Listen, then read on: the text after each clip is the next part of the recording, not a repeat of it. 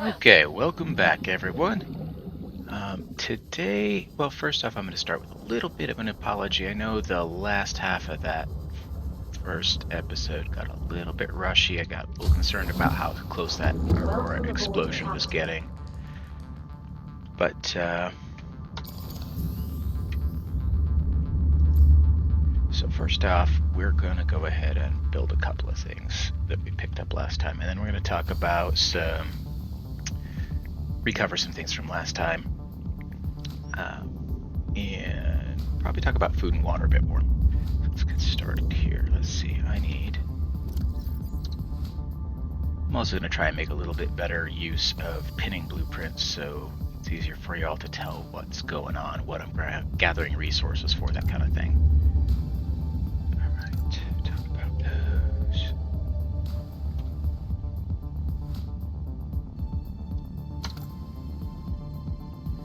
Okay, so first the battery charger. I need a wiring kit and some copper wire. Oop.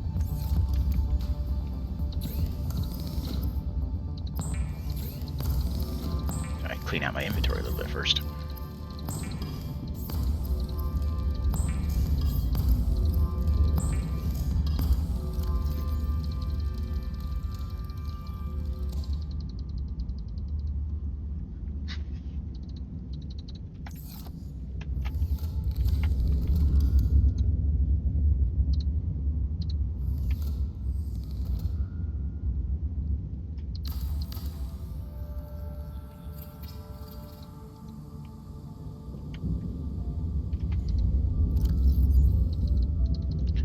Start putting the titanium in this other locker because I'm gonna need more space for it.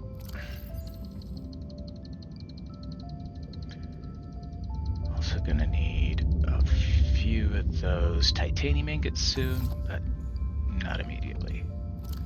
Okay.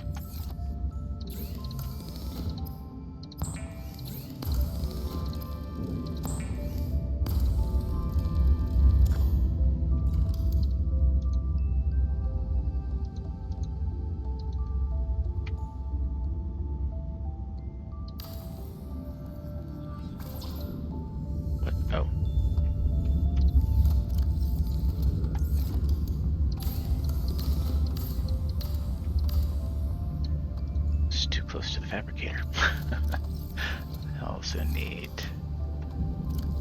a radio here so I don't have to go back to the life pod for radio messages.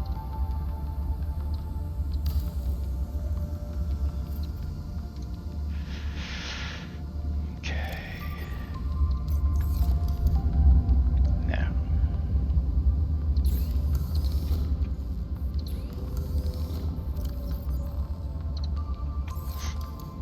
Okay, now let's talk about something I meant to talk through last time. We got a little busy.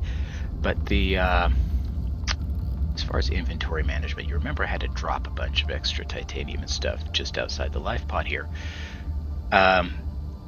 One thing you can do, especially early on, especially when you're still in the life pod. Sorry, back up. I had to drop a bunch of titanium just outside my base here because my inventory got full. One solution to that, especially early on when you're still gathering resources and you're still in a life pod, don't have a base yet, is these waterproof lockers. You can build one or two of them, give you just a little bit of extra storage space, deploy them just right out here. They sit and float.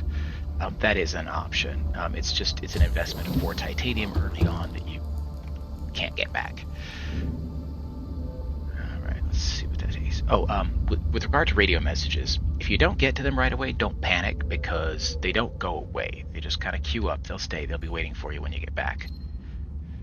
This is Avery Quinn of Trading Ship Sunbeam. Aurora, do you read? Over? Nothing but vacuum.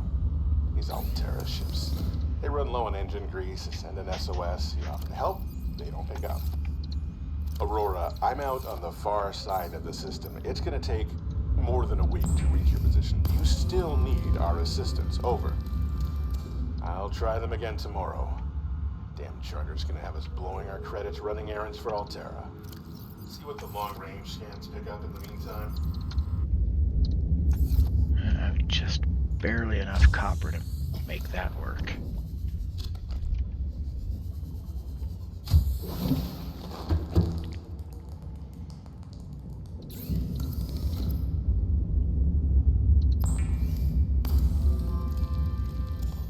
so I made a beacon, and I'm going to make a grav trap.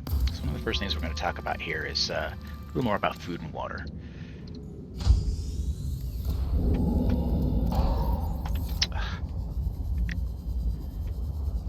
Alright, drop this beacon here. You know,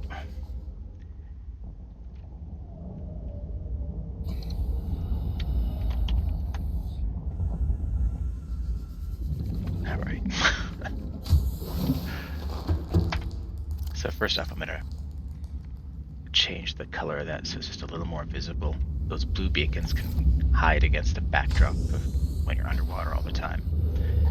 I don't actually turn that one off. Okay, so food and water.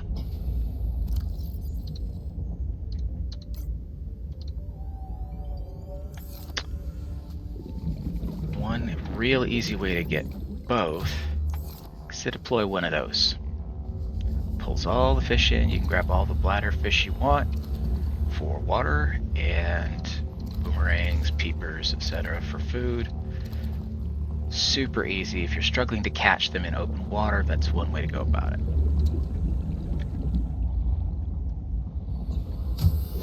Oh, I'm also going to make an air bladder before I forget again.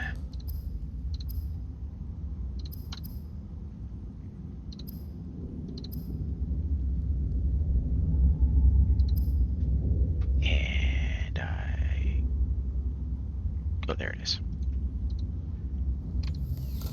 I'm like, it's been a minute, I couldn't remember how to make one. I'll just put those away for the moment.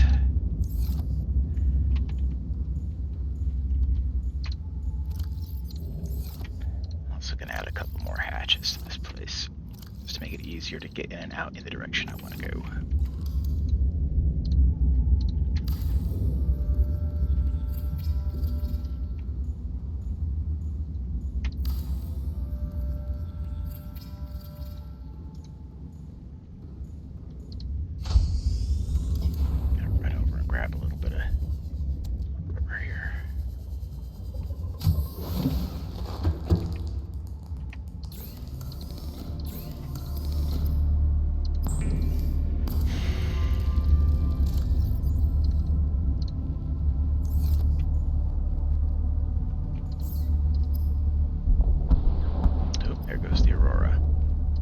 Emergency. A quantum detonation has occurred in the Aurora's drive core. The reactor will reach a supercritical state in T-minus 10, 9, 8, 7, watch the fireworks 6, here. 5, 4, 3, 2. Yeah, see, we're only about 5 minutes into this video. That puts that around about the 105 mark. Wasn't as close as I was worried about last time, but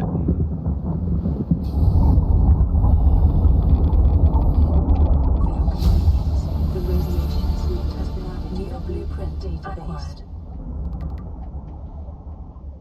thought it was a neat effect that they kind of made the plants wave and put a little extra sediment in the water when the thing goes off. Alright, so we showed you the grav trap. Speaking of which, a little light on water there.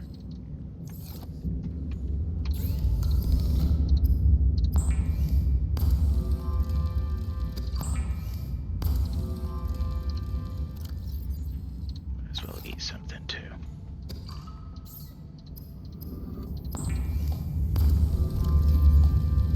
The fabricator cooks small organisms while disposing of the skeletal structure, bodily fluids, and internal organs, thus rendering them safe for human consumption.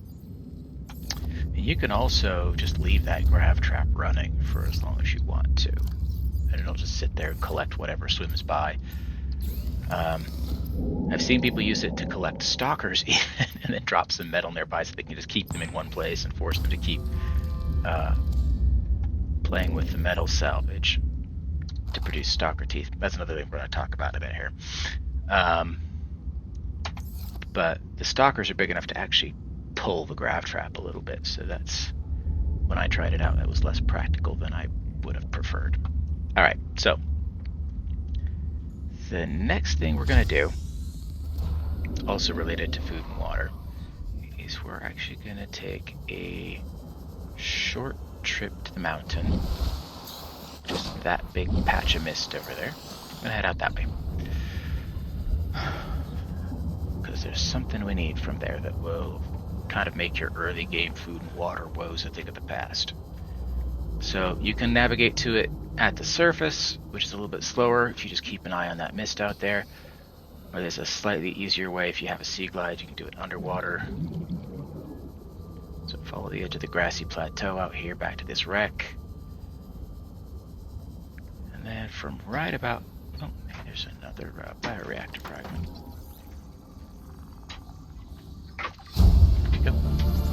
Anyway, from right about where we come out of this wreck, I'm gonna head this way.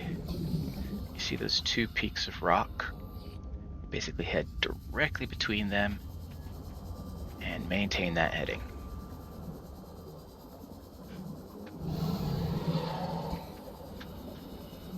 A little bit faster than trying to keep your head above water the whole time.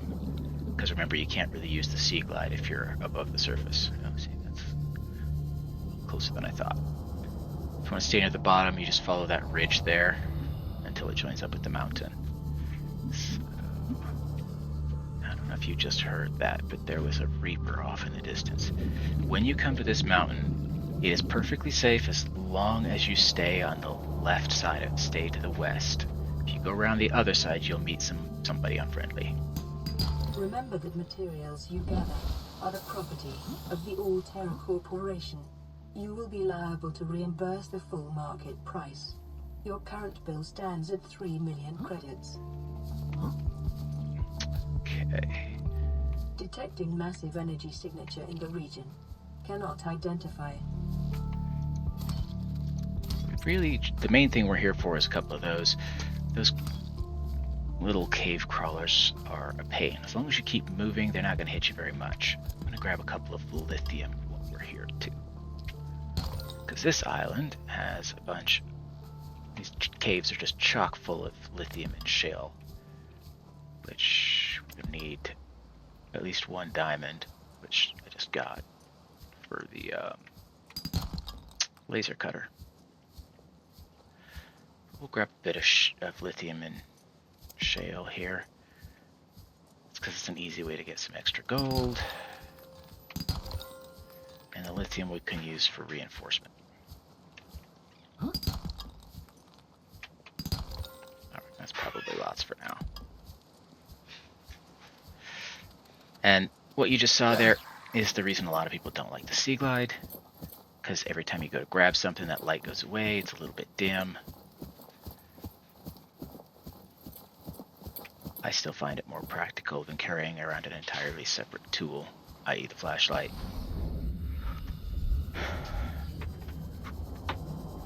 That only occasionally gets used. And that you can't use at the same time as the Sea Glide.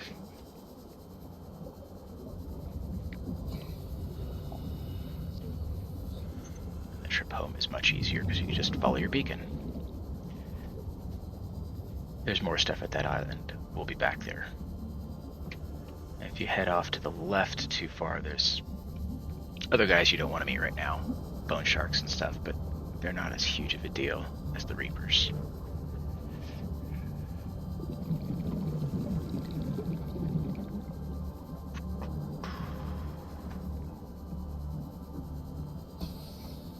I've got another radio message.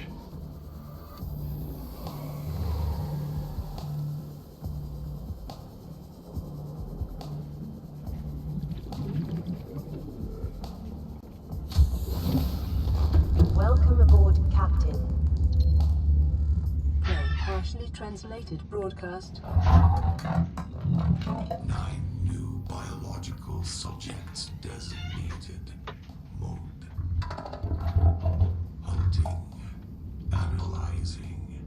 Sharing subject locations with other agents. Okay, so you know those pop blueprints we scanned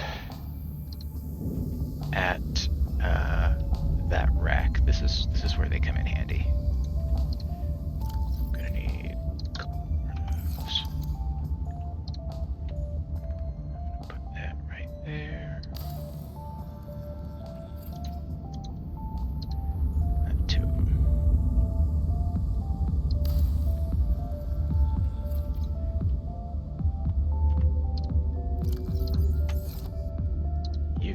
plant these cuttings, and in a little while they will grow into full-grown trees that you can then take samples of, which are edible. They provide a little bit of food and a little bit more water.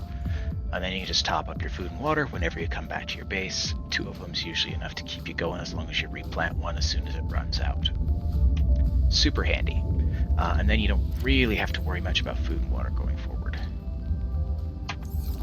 But since that's a ways off, I am going to make a little bit more water here. Grab that salt. And a little more tube coral.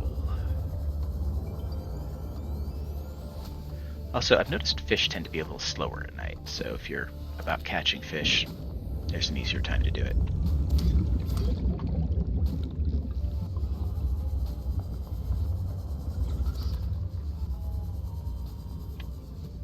Actually, you know what?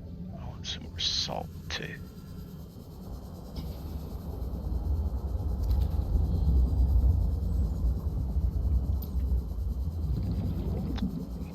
Find it a little more, yeah, down in the kelp forest areas.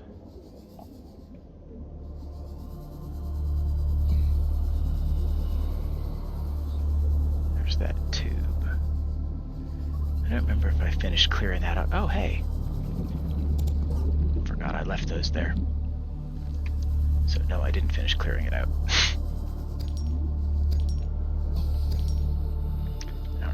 Inventory space open because I was lazy about putting stuff away when I was back at base, but see, look, his eyes are closed, it's night. I probably have more of those than I need.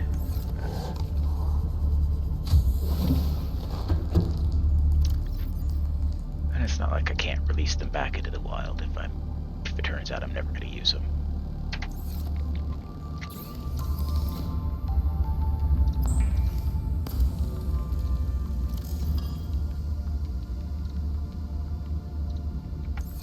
Check something real fast. Yeah, okay. I'm gonna save that because I want to show you something in a second here.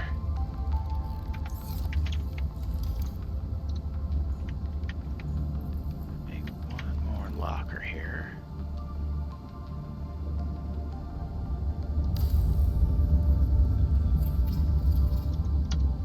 I'm gonna use that one to store the lithium.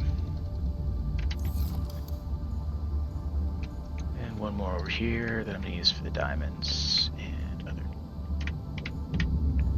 gemstones we're going to get in a bit here.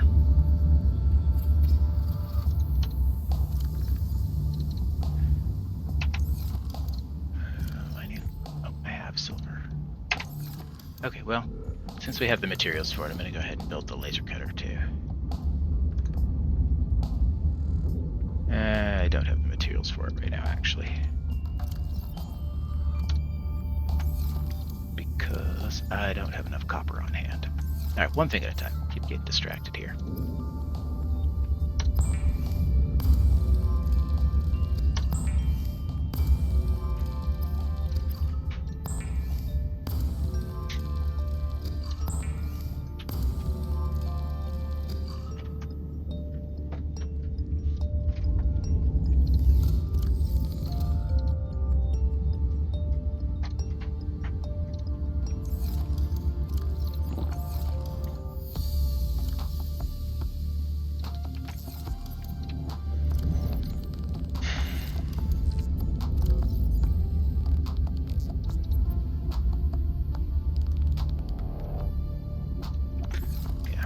Before I do anything else, I'm gonna go out and get some more resources.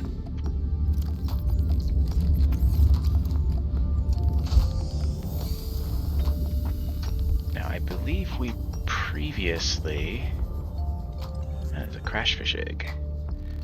Those are no particular use until you have the alien containment set up, which is gonna be a while.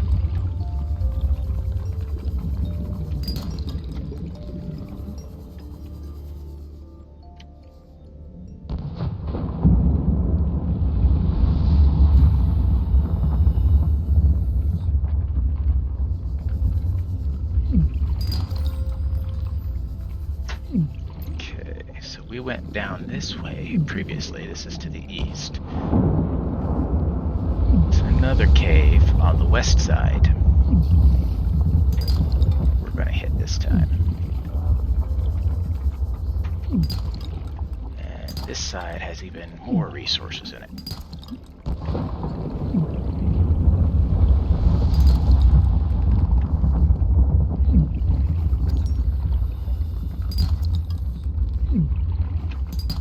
What it also has, however, are some additional hazards. For one thing, it's a cave. It's easy to get lost. There's lots of openings. Easy to get disoriented.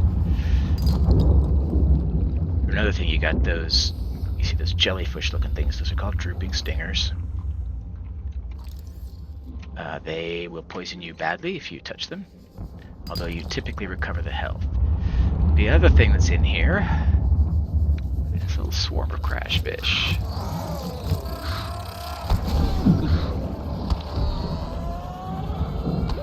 30 seconds. So the way to take care of those initially is to just swim past all of them. Make sure they all wake up and chase you. And then you're good. Now I'm getting a little low on oxygen. So it is good to know that down here at the bottom is one of these. These brain corals produce oxygens. If you don't mind, sit in here for a second, they'll completely refill your air tank.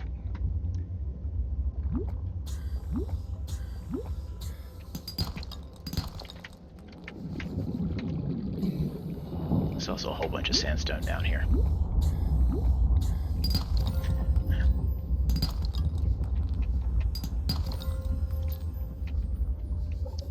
You notice how sometimes those sandstones stand out a little bit better when you don't have the light on? Don't think I need any more sulfur, but I'm going to grab a couple just in case. Alright.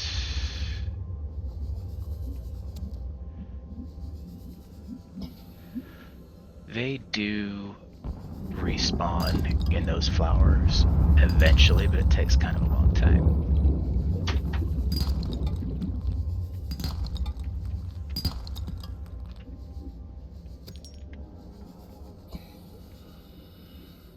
That right there is a mesmer.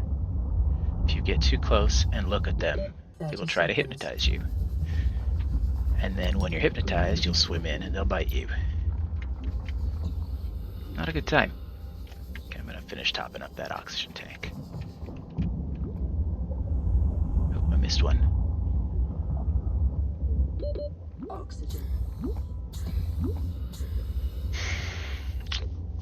Also, the light on the Sea Glide is handy, but it does make the battery deplete faster.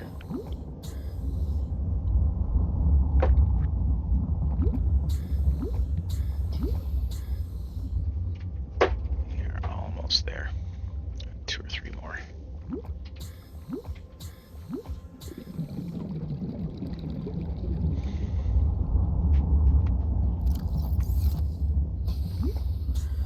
Also note that this cave gets close to 100 meters, and if you're not wearing a rebreather, down in the very bottom of it, your oxygen will deplete a bit faster. Oh wow, I missed a bunch of them in here. This is a little bit ticklish. Just be careful. And we're good. That was pretty good. Oh, another radio. Alright. Pretty sure I got everything out of here.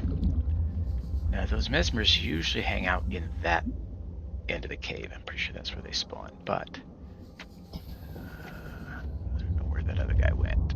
Which makes me a little nervous. Now, in this one you want to kind of go right up the middle here. I think I can get that one. What am I doing on in space? Ooh, I'm almost out of space. That's... there he is. He's a little closer. Ooh, like that.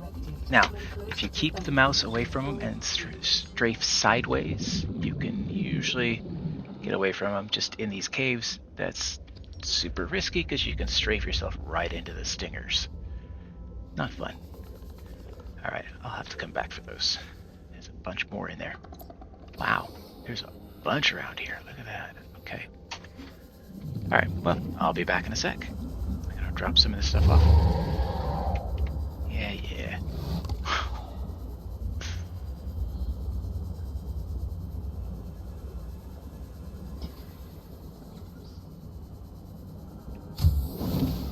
See, they're growing slowly. Captain.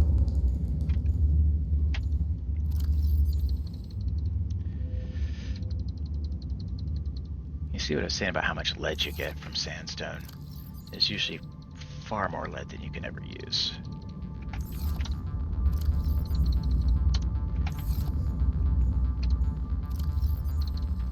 Alright. Now. Aurora, this is Sunbeam again. We just picked up a massive debris field at your location. I didn't know how many of you... I didn't know. We're now en route to your location. We're gonna bring you home. Sunbeam out. What else can I say? The only time I had a rig this big on a rock that small was in VR. And I blew it. It's a bad option, all right, but so are all the others.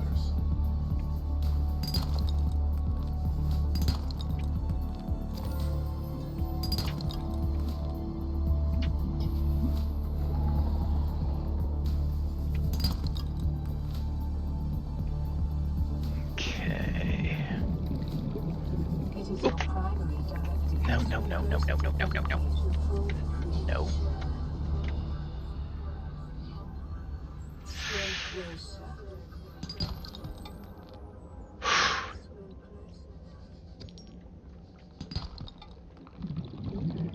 That is the most heart-pounding thing in the shallows, I swear.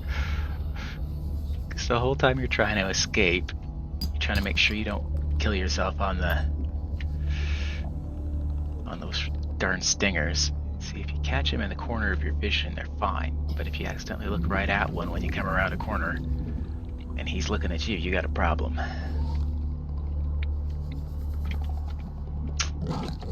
Whoop, that was him getting too close. They'll bite you anyway if they just happen to run into you. Alright, I think we got all the good stuff out of there. Alright. I believe I mentioned last time that this is the 30 seconds. Tooth Zone here. It's this narrow strip of kelp forest that kind of juts in from the west. Out there is a grassy plateau eventually, but there's a lot of stalkers in this area. And what they'll do is they'll compete for this metal salvage, and they'll pick it up and drop it, play with it. They'll each get their own little private hoards. Well, that guy is persistent. But the thing to know about it is each time a stalker picks up a chunk of metal, he's got a 25% chance of dropping a tooth. And you can collect those teeth, and they're useful. So you can watch them play. They'll kind of fight back and forth. Wow, that guy stole it right out of that one's mouth. See, oh, yep, there's one there. He just dropped another one.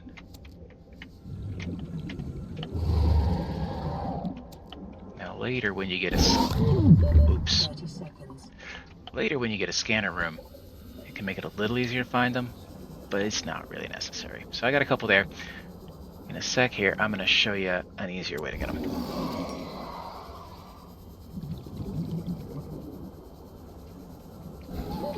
Oxygen.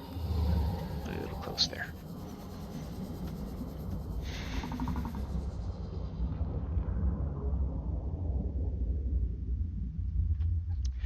Also, if a stalker's ever really bothering you, you can kind of dodge to one side and smack them with a knife, and they'll run away.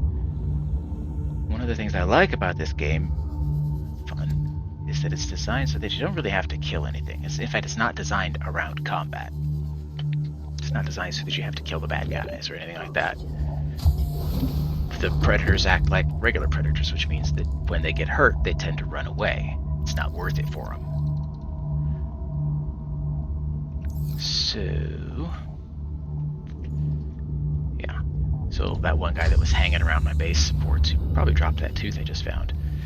You know, if he was really a problem, I could have smacked him with the knife and he probably would have headed for the hills. Let me put away some of this extra stuff here.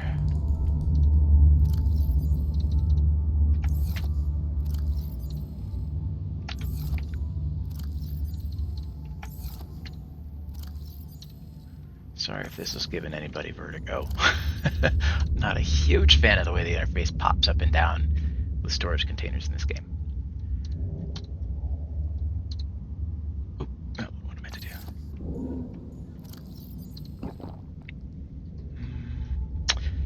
I could use that. Your food, your health will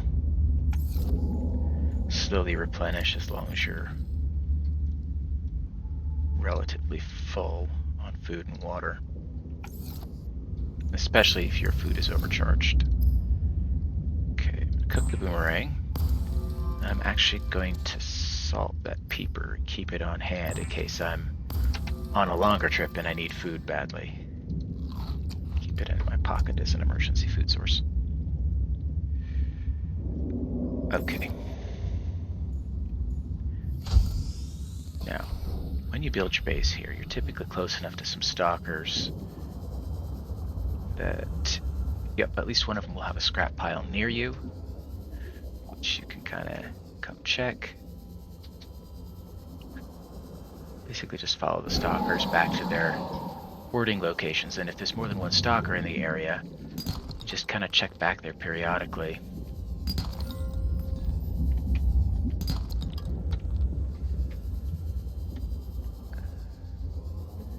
The other thing you can do when you know they're in the area is gather a bunch of metal salvage and drop it somewhere close to your base that is relatively open, you can come back to easily, and just check back when you're busy doing stuff in your base and see if they dropped some teeth. See, there's another one right there. Now, one other thing to be aware of with salvage is that they're... Well, you already grabbed that one. There are basically 4 different types of salvage with different shapes to them. This one here is known as the Type 4. It's the one with a long, narrow piece and a blue stripe and basically no yellow paint on it. And typically it's bugged so that when, well, theoretically I say, it's bugged so that when stalkers pick it up, they can't drop a tooth. That normal chance isn't there. 30 seconds. However, I want to say I read online that they fixed that bug with the Living Large update in December of 2022. So that may no longer be the case. That might be some old information that we're operating on there. So we're going to leave that out there and kind of see what happens.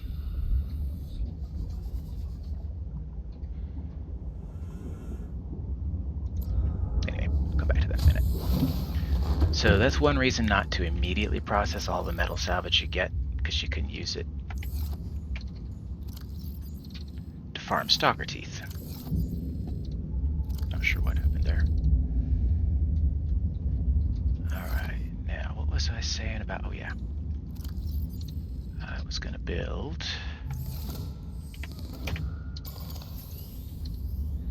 the laser cutter,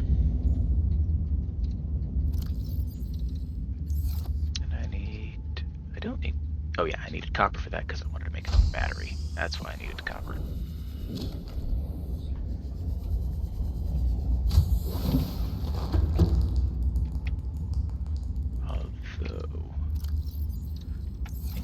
Is build it using the partially depleted battery.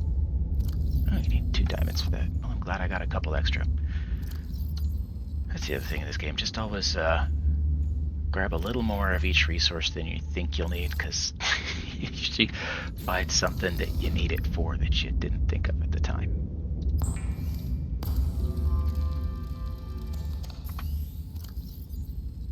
See, you use a used battery to manufacture it, and it comes out full, which is nice.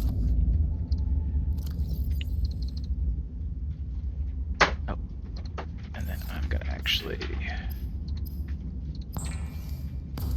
make a new spare battery. Keep on hand.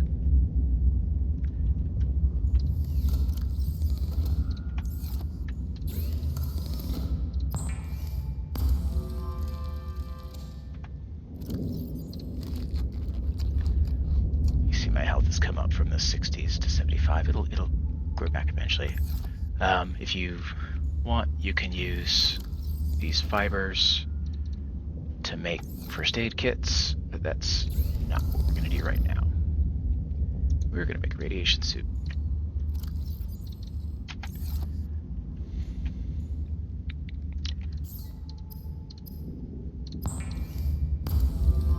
Oops. Forgot to unpin that blueprint. Now, the thing to know about the radiation suit is that you can't use the full radiation suit and the rebreather at the same time. So you kind of have to plan out where you're going to go. If you are only wearing the suit and the gloves, it does provide some protection. The radiation won't damage you as fast, but it will do damage. If you are wearing the full suit, the radiation from the Aurora doesn't do anything to you. I'm going to demonstrate real quick. The downside to wearing the radiation suit is that you can't go as deep safely.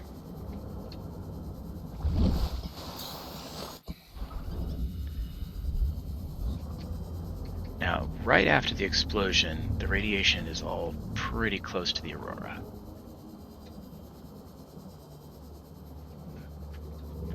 So you'll get the warning, your screen will go kind of fuzzy and green, and you'll start to take damage slowly. It's best to swim back the way you came as soon as that happens. But now if I switch to the irradiation helmet, I go right back in there.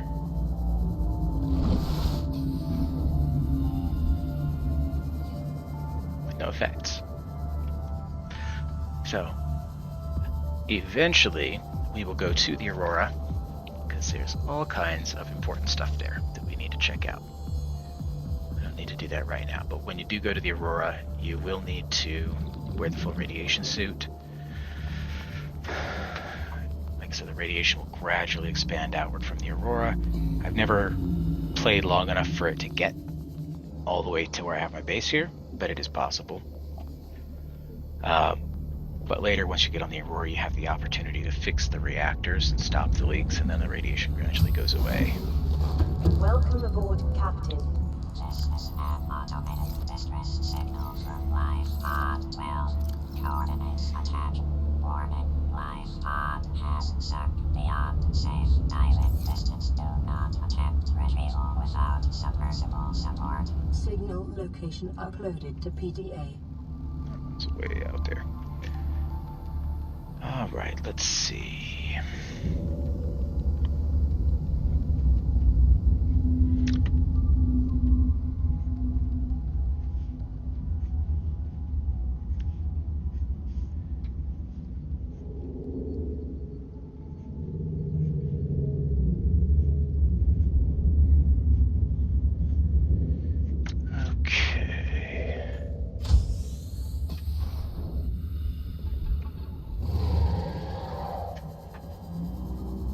So what's happened to that salvage we left here is that they've picked it up and taken it home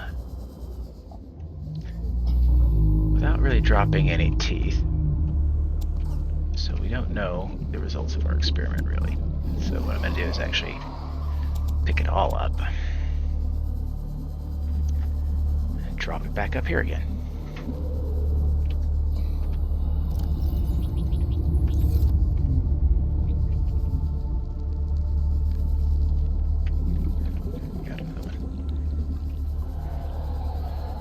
Unless you want to build a lot of glass domes and things, you really only need, 4 or 5 teeth the whole game.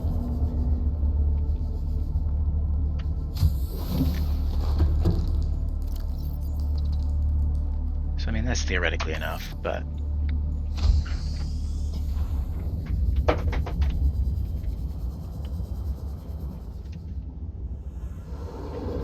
Oh, well.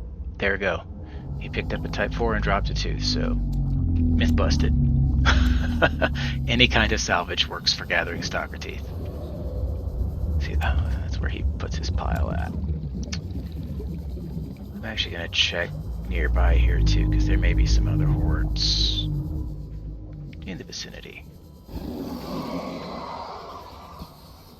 Sometimes we'll have one right up here. Oh, yep, there it is.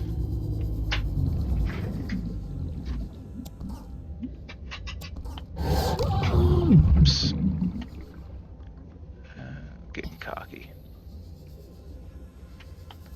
He didn't do a lot of damage, but enough that you can't just, like, do that indefinitely.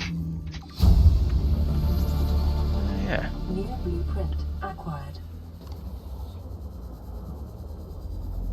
Alright.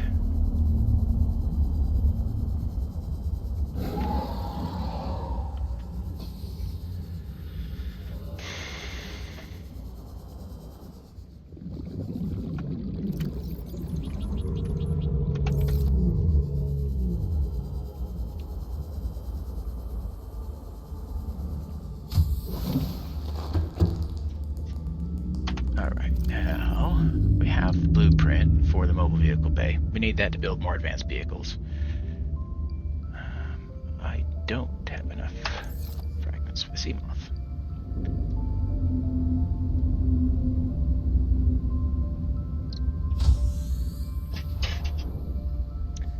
So let's go do that. Actually, you know what? I know that there's one near Life Pod 17. Now you remember that Sea Glide piece that we found near Life Pod 3.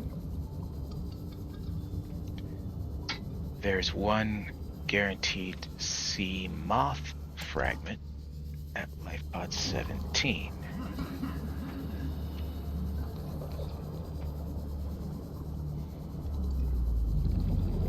While we're en route here, grab some extra metal salvage.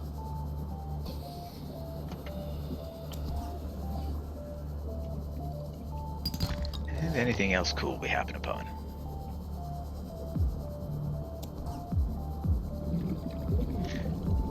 Now I'm holding down the jump/up key at the same time I'm pushing forward, and it lets me kind of move forward while I scan the bottom.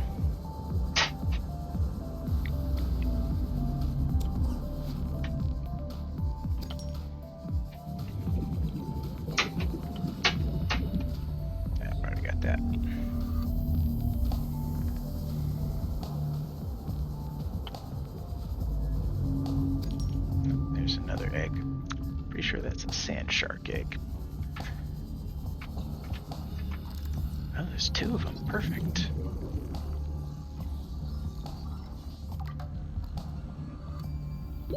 "30 seconds.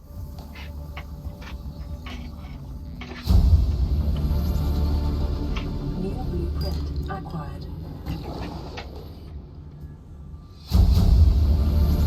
How's his log? It's the day of the crash. I don't know what the heck is happening. I'm scared and I'm not going outside. There are shadows in the water under the hatch, but I can't tell if they're rocks or aliens. Weird-looking caves nearby. The Aurora was carrying everything needed to build the phase gate. Mobile vehicle bays, bioreactors, propulsion cannons. It had a cinema. There was a zero-G gym. My cafe. I don't understand how we're here now. Don't know why no one's coming for me. I just feel kind of bad for that guy. Yeah. That little thing that bit us just a second ago was one of those biters. Really annoying, but not real dangerous. Oh, hey. That is a Reginald that I just grabbed. They, once cooked, have the best food value of any fish in the game. Now, you might have also noticed I went ahead and employed that air bladder there. If you're 100 meters deep and don't think you have time to get back to the surface, what that can get you there in an awful hurry. And even after you black out, like, it'll continue in the right direction.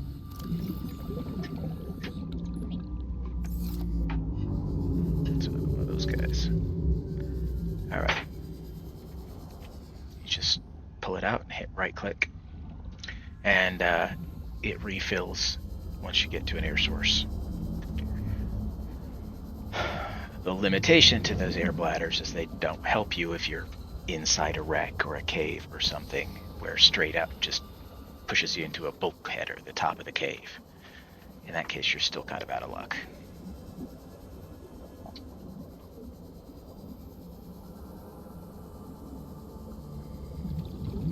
Alright, so I think what we'll do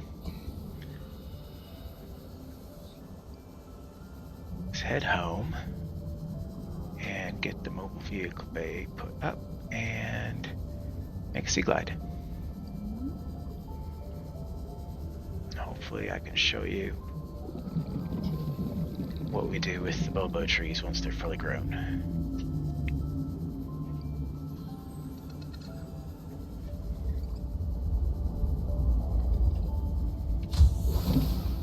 Ah, yes, there they are. Okay. So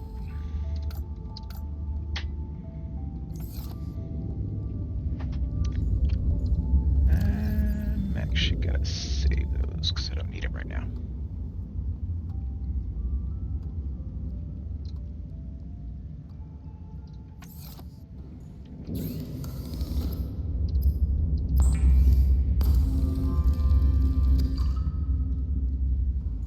You know what?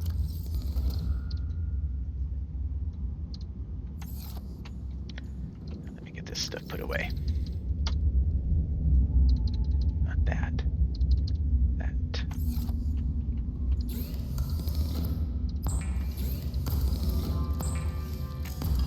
Like I said, you don't have to have 2 fabricators, but when you're trying to assembly line a whole bunch of stuff at once, the only limitation is how fast you can click through the menu.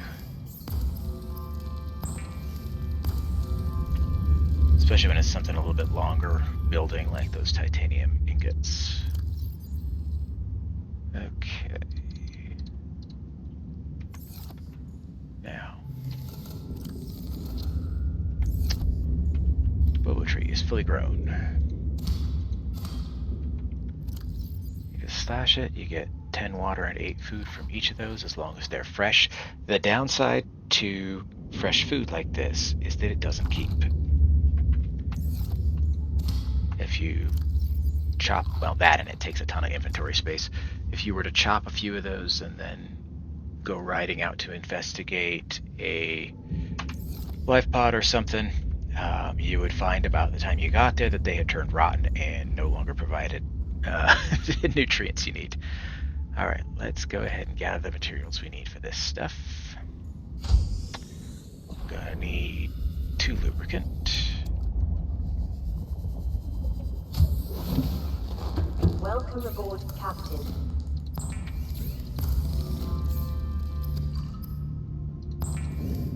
And I've got the titanium ingots. I need a lead. And a couple of glass.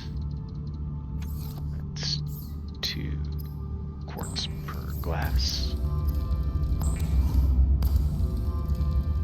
And I'm gonna need power cells, which means I gotta make some more batteries. It's 2 power cells per battery. So I'm gonna need 8 batteries.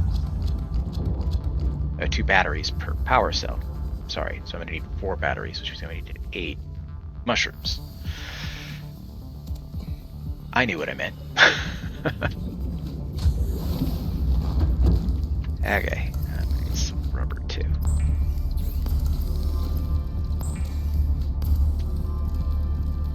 Oh, just to back up a tick, the reason I went and emptied my inventory before I got food from the tree is if your inventory's full and you slash these, it slashes it without putting it into your inventory. So it's a waste, and you can accidentally kill your tree that way. Which sucks, because then you gotta plant a new one and wait for it to grow.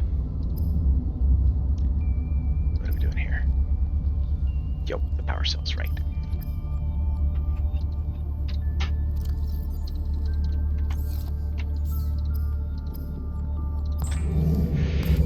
Batteries are quick enough to build. I'm not gonna flip back and forth for these.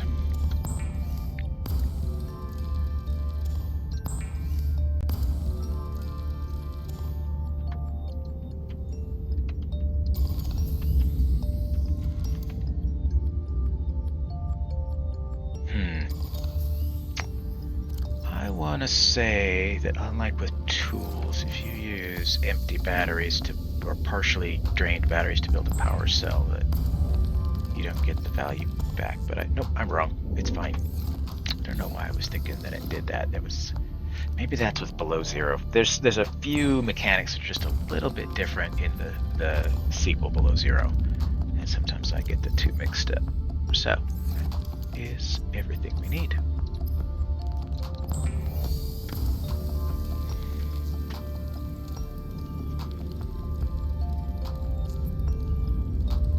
So it takes a while. All right.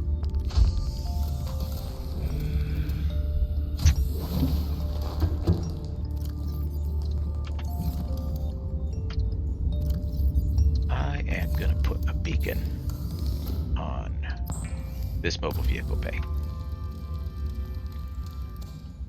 Because one, you need to release the mobile vehicle bay in kind of deep water. Not for the Seamoth, but for stuff you build later. If you try and build it in the shallows, it'll say, no, it's too shallow. This needs to be built in deep water. And then you have to move your mobile vehicle bay, and it's just a big pain. Whereas if you just place it in a good spot to begin with, you don't have that problem. The problem you do have is that from back here, you can't necessarily see it. If you're more than, a few dozen meters away, it can be really hard to remember where you put it exactly. I use landmarks like this spur here, but just to save effort, you can do that too. Oops, that wasn't exactly where I meant to put it. There we go.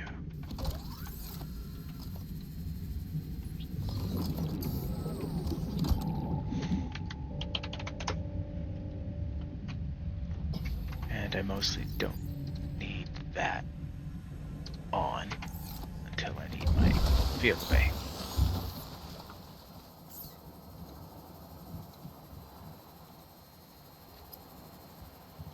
The Seamoth is a fast, safe mode of transport, but remember that swimming is good for your glutes and endorphin levels.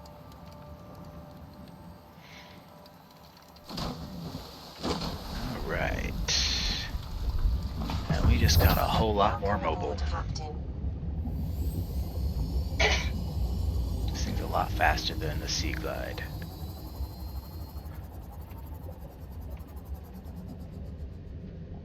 Now, a couple things I want to show you as far as using the Seamoth to its fullest potential too. May it be recorded, Mistress Man. Ball. This is Another one. Officer Keen in Light Pod 19. The captain is gone. I have assumed command. The last thing the captain did was give me coordinates for dry land. We regroup 1.5 kilometers southwest of the crash site. Stay together and good luck. This message will now repeat. Rendezvous coordinates corrupted. Transmission origin coordinates downloaded. Signal location uploaded to PDA. Okay, well that's nifty. That is definitely the next place we're gonna go. I'll save that for the next episode here, but just checking. Yeah, there we go. Keep moving here, keep strafing.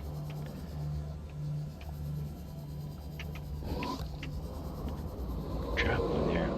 Oop.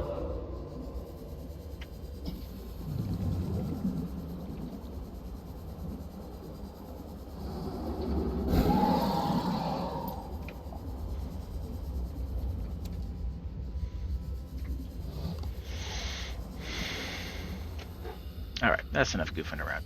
I'll go pick up some of that metal salvage when I eventually need it, but for now. I'll just let them keep playing with it, keep producing teeth, because there's some stuff I like to build that does require some enameled glass. Put that away too.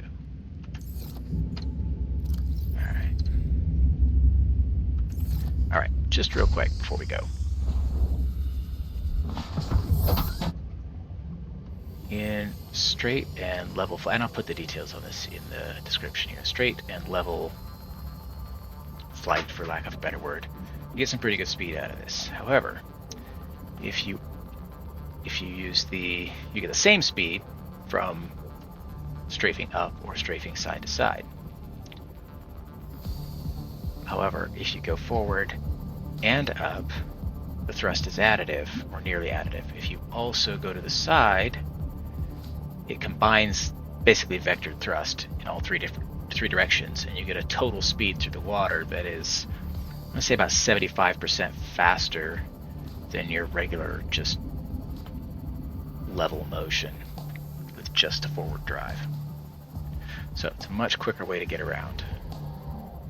The trick is you have to kind of tilt and adjust your